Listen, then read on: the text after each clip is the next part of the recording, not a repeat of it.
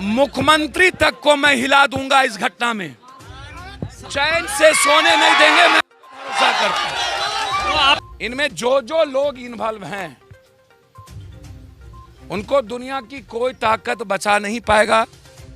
SPD trial हम 3 महीना के अंदर इस केस में लाएंगे। अपनी जिंदगी की परवाह किए बगैर अपने रिश्ते को महसूस किया है, तो इसके लिए हम अपनी बेटी से कम नहीं करेंगे, ये भरोसा रखिएगा।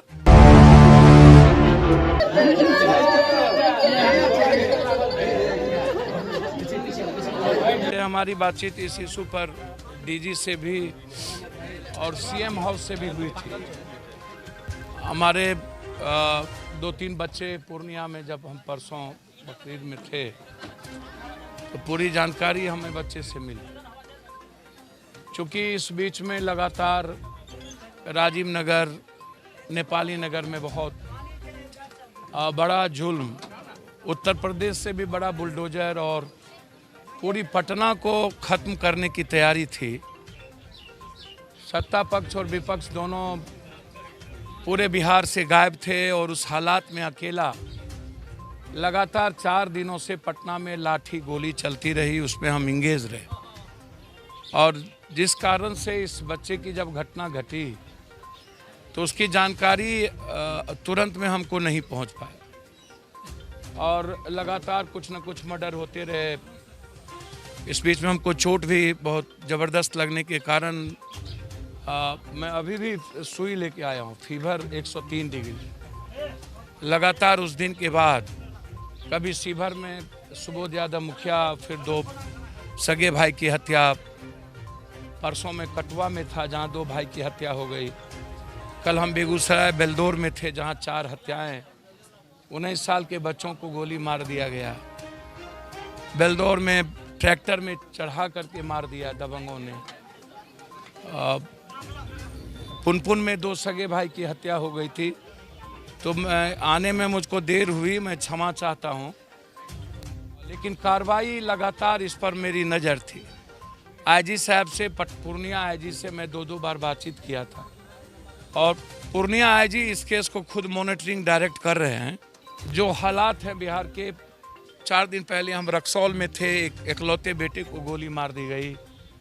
उसके पहले हम पुनपुन में थे और आज मैं यहाँ के बाद खगड़िया जा रहा हूँ कि जहाँ एक दबंगों ने गरीब आदमी को पैसे मांगने के चलते मारते मारते मार दिया, जिसका एक भी बच्चा नहीं बचा।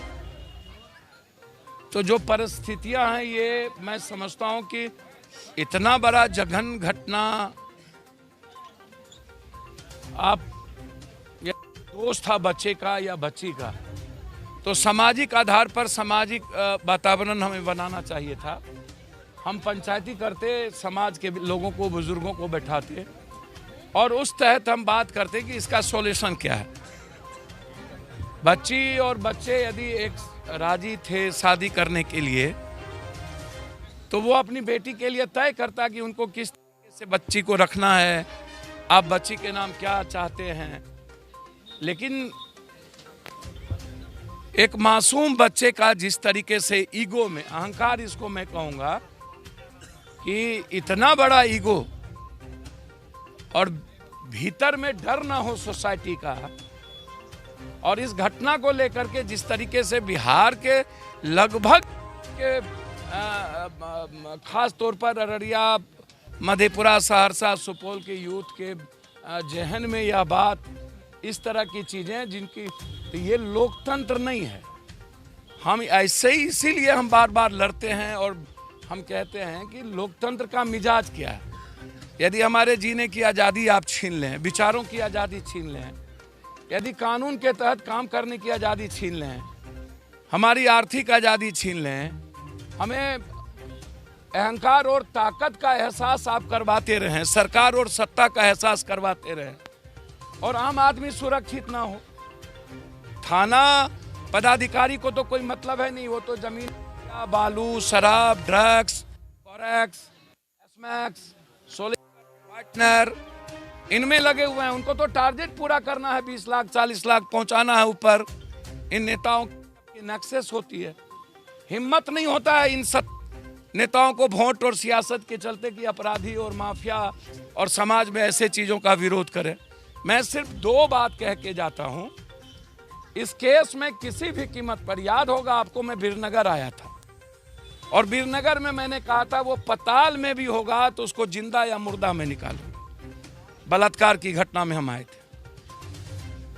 एसपीडी ट्रायल मैंने उसकी करवाई, डिस्ट्रिक्ट जज साहब से बातचीत हुआ, हाईकोर्ट में मैंने डाला। जब भी मैं जो बोल के गया हूं, आपको याद होगा, वो लाइन क्रॉस नहीं हुआ। अब भरोसा रखिए, 2 आदमी गिरफ्तार हुए हैं और उनके और लोग गिरफ्तार नहीं हुए। इनमें जो लोग involved हैं, उनको दुनिया की कोई ताकत बचा नहीं पाएगा। एसपीडी ट्रायल में लाएंगे हर परिस्थितियों में, किसी के न्याय के लिए पिता की तरह मैं कोशिश करूंगा उस बेटी को नौकरी मिले। मैं आज से ही कहूंगा, मैं इस बेटी के जज्बात को, हिम्मत को और इसके सेंटीमेंट को, ऐसी बेटी जो न्याय के लिए इस उम्र में भी अपनी जिंदगी की परवाह किए बगैर अपने रिश्ते को महसूस किया है, तो इसके लिए हम अपनी बेटी से कम नहीं करेंगे, ये भरोसा रखिएगा।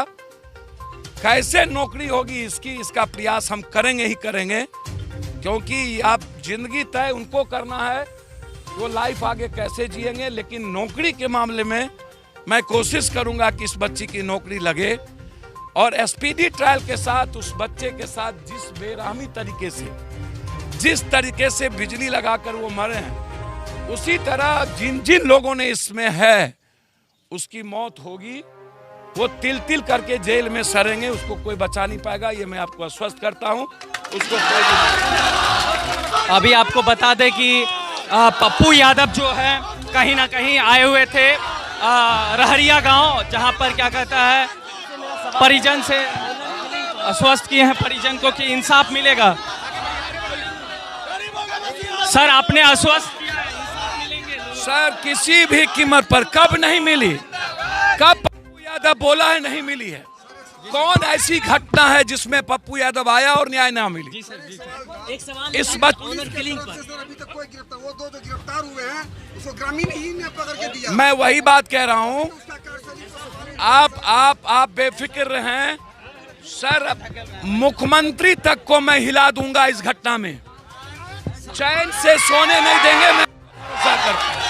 तो आपने देखा किस तरीके से यहाँ पर जो है आदरणीय पप्पू यादव जी जो हैं आए हुए हैं और आश्वस्त कर रहे हैं सभी लोगों को, आप देख पा रहे होंगे। तो अभी आप देख रहे थे रिपोर्ट रहरिया गांव से, जो कि अररिया क्षेत्र में पड़ता है, अररिया डिस्ट्रिक्ट के रहरिया में, जहां पर जो है इस तरीके से प्रेम प्रसंग में कहीं ना कहीं हत्या किया गया था और मर्डर किया गया था। अभी जो है इस स्थल पर जो है जाप सुप्रीमो आदरणीय पप्पू यादव जी आए हुए थे और आश्वस्त करके गए हैं परिजन को कि इंसाफ होगा, जो भी अपराध किए हैं उन्हें कहीं ना कहीं सजा होगा। और साथ ही साथ उन्होंने आश्वस्त किया है कि लड़की को कहीं ना कहीं वो जॉब को लेकर, गवर्नमेंट जॉब को लेकर आश्वस्त किए हैं, जॉब को लेकर आश्वस्त किए हैं। और फिलहाल आप देख रहे थे सच तक न्यूज़ से आदर्श राठौर की रिपोर्ट। जय हिंद।